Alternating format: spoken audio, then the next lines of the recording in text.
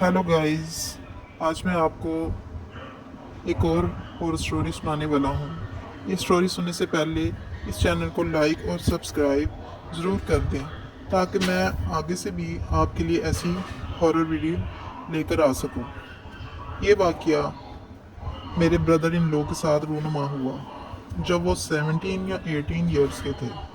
हुआ कुछ यूँ कि उन्होंने काफ़ी छोटी उम्र में काम करना स्टार्ट कर दिया था, और जिस जगह वो काम करते थे उनके घर से बहुत दूर था।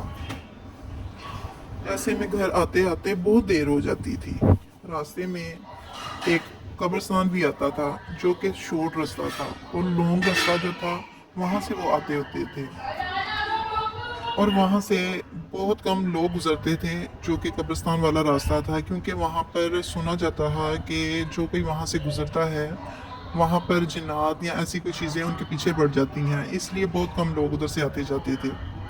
एक दिन हस्बे मामूल उनको काम करते करते बहुत देर हो गई, और लॉन्ग रास्ते की जगह वो शॉर्ट रास्ते से जाना उन्होंने मुनासिब समझा, और उन्होंने शॉर्ट रास्ते की जगह जाना स्टार्ट कर दिया।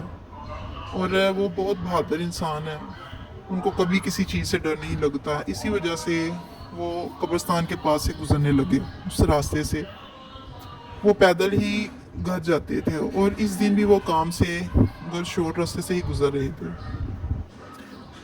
कि अचानक उनको ऐसा महसूस हुआ कि उनके पीछे कोई आहिस्ता आहिस्ता चल रहा है। तो उन्होंने अपनी रफ्तार और तेज़ कर दी, लेकिन फिर भी उनको ऐसा लगा कि कोई तेज़ तेज़ उनके पीछे चल रहा है। उन्होंने दौड़ना स्टार्ट कर दिया, और जो उनके पीछे चल रहा था उसने भी दौड़ना स्टार्ट कर दिया। उनको बाकायदा उसकी आवाज़ आ रही थी कि जैसे कोई उनके पीछे दौड़ रहा है। और आखिरकार वो दौड़ते दौड़ते भागते भागते पसीने से शराबूर अपने घर पहुंचे। तेज़ी से घर आते हुए उन्होंने अपने घर का दरवाज़ा खटखटाया, और साथ साथ आयतल कुर्सी का विद भी जारी रखा हुआ था, और बहुत ज़्यादा घबराए हुए और परेशान थे। इतने में उनकी वालदा ने घर का गेट खोला, और जो ही उन्होंने गेट खोला और अपने बेटे को उन्होंने पसीने से शराबोर और परेशान देखा, तो उन्होंने उनसे वजह पूछी। तो उन्होंने सब कुछ अपनी वालदा को माजरा सुना दिया।